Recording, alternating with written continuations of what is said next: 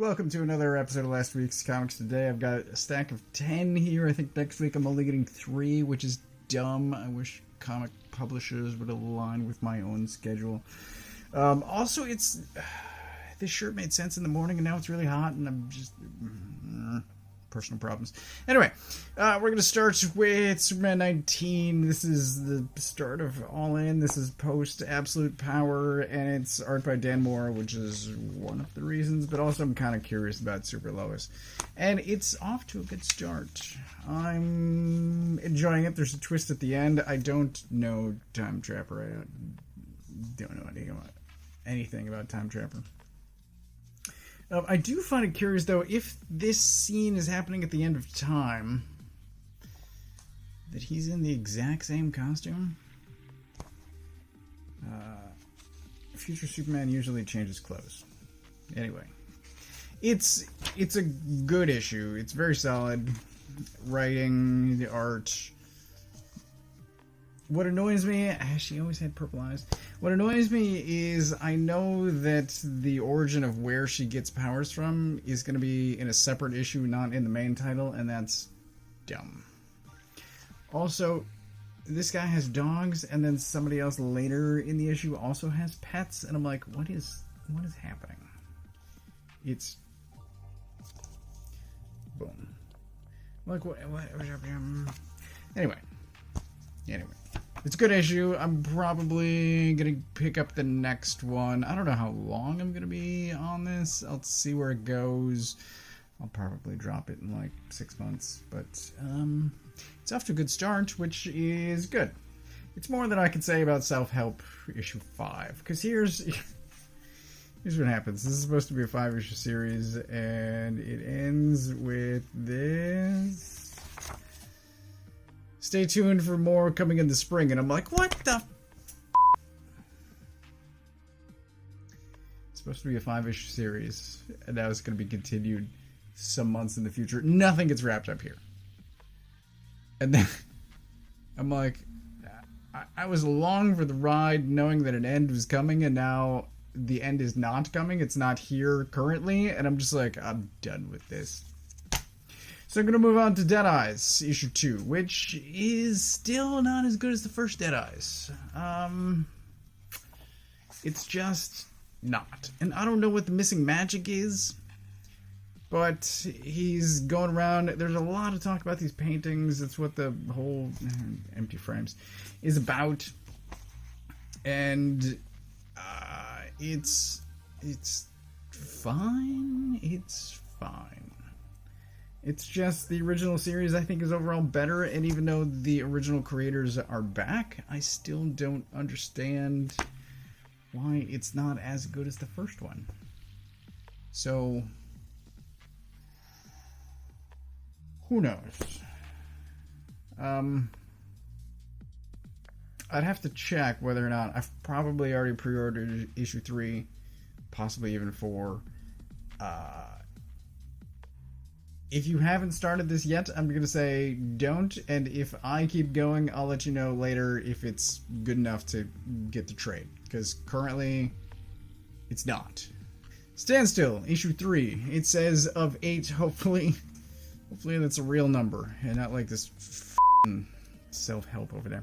Anyway, I've been praising this book for, I guess, the 2 prior issues, and the art is still fantastic, and the writing is both interesting and intriguing and engaging, and I'm super interested to see where this is going. Things are progressing for both of our leads. There's this guy working out of a garage.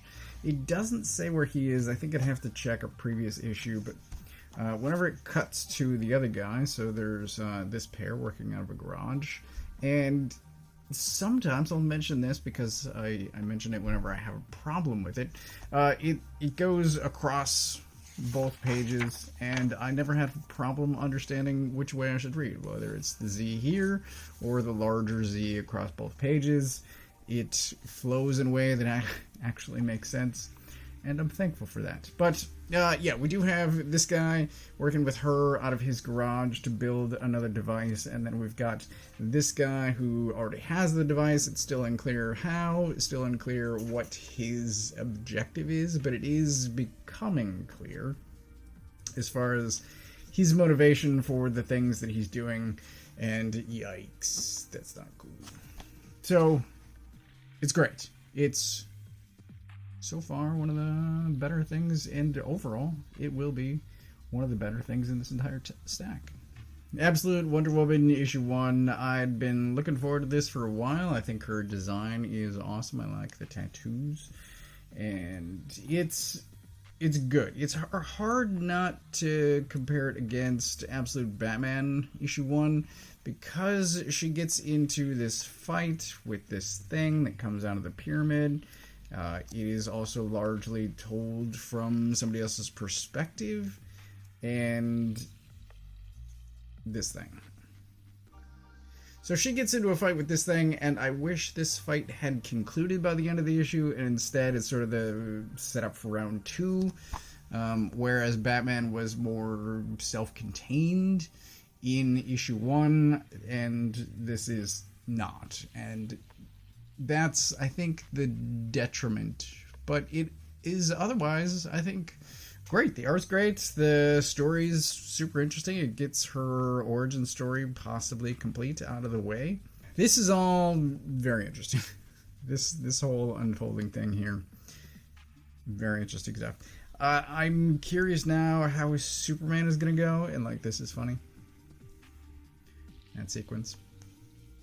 So yes, I'm very curious about Superman, and if it's going to follow a sort of similar structure where it's told from somebody else's perspective and is the origin story in issue 1, and or if it's going to go off in some completely different Jason Aaron kind of way. But I enjoyed this. I will be getting at least a few future issues and see where it goes.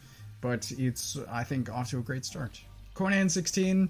This is the end of an arc. I think I'm currently subscribed to the entire series, whereas some other stuff I subscribe one issue at a time, which is not really subscribing. But this is the last. I just said that this is the end of the arc. So it's Doug Braithwaite, who I've not enjoyed as much as the other artist on the series, but he is not coming back. We're starting with a different artist next issue, and I will at least see what that art is like and whether or not the story is up to par. I'm just not enjoying Conan as much as I had been, and I need to question whether or not to continue buying it. And the first arc remains the only one that I've bought a second time in trade form. So the first arc is still amazing, still recommended. I think, so far, the Battle of the Blackstone is turning out well. 4-issue series, 2 are out so far. Hopefully, that ends well. But Savage Sword, I think, is the current better Conan. Magazine size, newsprint paper. This is... It's okay. It's okay. But I'm thinking back to sort of high points of Fraction and of Aaron, and I'm like, I think those things... Yeah, here's what I do. I'm going to go way off topic now. Sort of. I collect single issues in pull boxes. Right over there. In these, like, drawer boxes. And then when a series is over, when I have enough to fill a box, they go into the crawl space, and it's elevated and dry, and it's fine. It's cool and dry. And anyway. So I fill sort of a thematic box, whether that's Big 2 stuff or independent stuff, and I've never boxed up any of the Conan stuff taken into the basement since Fraction, through Aaron, now Zub, and I'm like, there's like parts of it that are great and parts that are less so, and I've never figured out how much I want to keep and how much I'm willing to let go. And I think, sort of like I've talked about Moon Knight, and this is something that Berg brought up, and I mentioned, I'm going to say a couple of months ago. He said every writer's got one good Moon Knight story, and Conan. So, I think Conan might be in a similar boat to Moon Knight. Anyway, art is Doug Braithwaite-esque. Looks like this. Bunch of cold stuff. There's fights. It wraps up the story. It wraps up the flashback story. It's fine. Power Fantasy issue 3. I just remembered there was something at the back of this that I meant to go back and read because I didn't read it when I was finishing the issue. It's this last thing here. There's this timeline of events. And this issue spans a bunch of time as we see primarily her grow up, but the other guy as well. And like there's this, which is pretty effective as far as origin stories go, because like this then happens and you're like, what the f? And so it spans from like here to 99, which is I think when the most of the series is happening. What is annoying, I'll say two things, is we've got yellow text on a white background and it's not focusing. And then I think there's also purple text on a black background at one point, which is almost as bad. But like, that's not cool, guys. Not cool. Now I can't find it. I swear to you. There. Purple text, black background. Just kind of annoying. Anyway.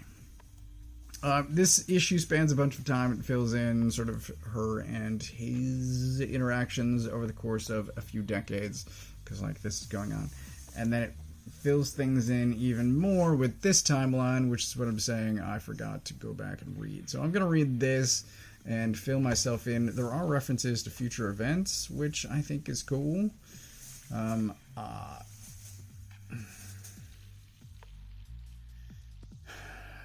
a cat with a bag around his neck.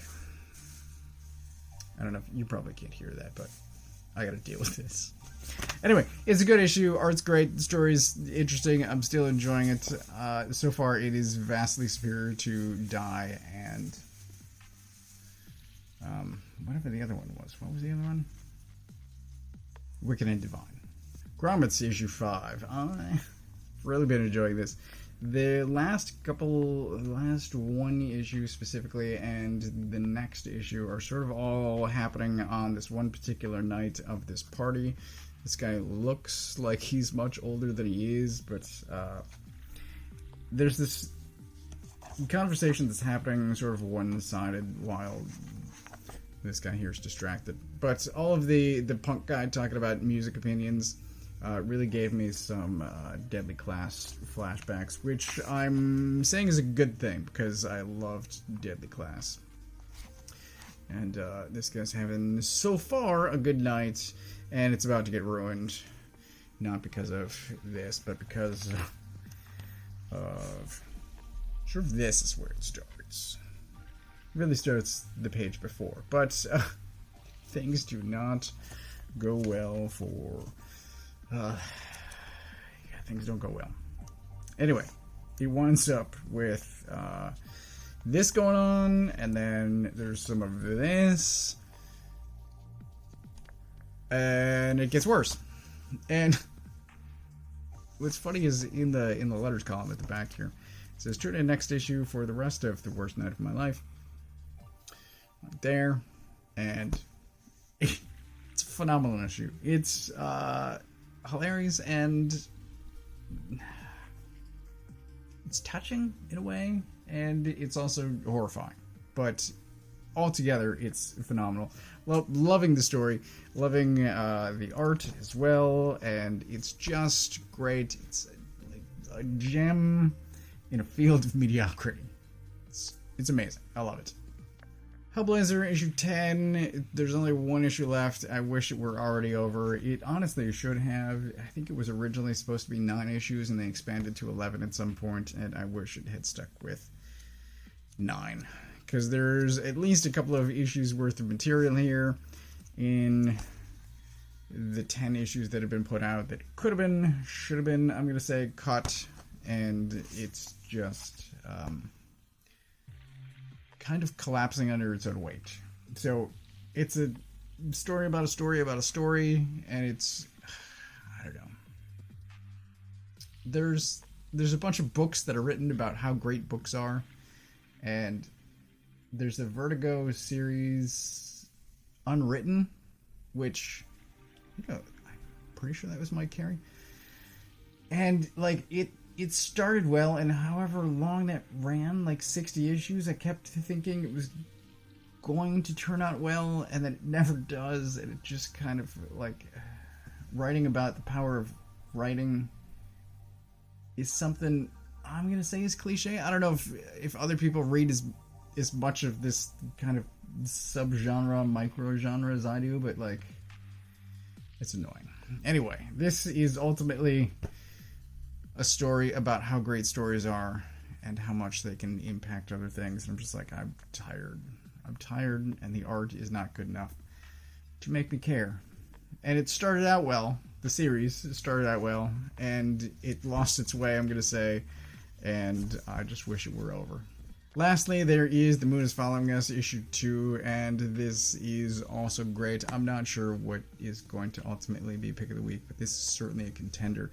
I know Berg mentioned to me when I was at the shop that this is all about parenthood, and certainly if I were a parent, I think this would hit much differently, but I'm not a parent, and I can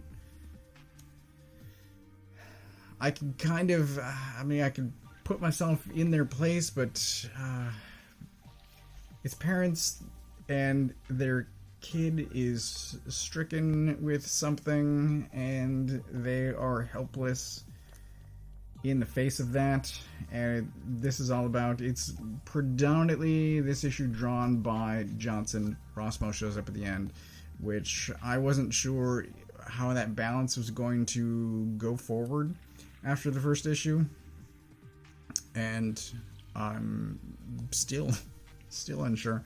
But whatever is happening in one world is drawn by Johnson, and whatever is happening in the other world is drawn by Rossmo. I'm fully on board with that. They are both phenomenal artists, and yeah, they're killing it on this series. I'm loving it. I'm loving every second of it. But certainly, I think it would have a bigger impact for an audience if they were themselves parents. But even if you're not, there's still plenty to enjoy here. So as I said, that's everything that I got this week. I'm going to leave this out because certainly Grommets. Power Fantasy, I'm going to say, is a contender. Wonder Woman, maybe. Not you. Superman is sort of what superhero comics should be. It's not a step above. It's just where they should be. I'm going to put this back to Standstill. A hell of a lot of fun. I'm going to give pick of the week to, I think, Grommets, but give these three honorable mention, just being so much better than everything else. But Grommets is getting pick of the week this week. That is everything that I got. As always, I get my books from a local comic shop. If you don't know where yours is, you can use this URL to find the one closest to you. I don't. It's another one of those small weeks next week. So if you have any, I should read some of the trades that I got recently. Still this unopened. Yikes. Yeah, if you have any opinions about something that I should check out, drop a comment or just tell me in person, because that's what happens more often than not. Anyway, I think I said everything else. Thanks for watching. Are we at the end? I think so. I think I said everything.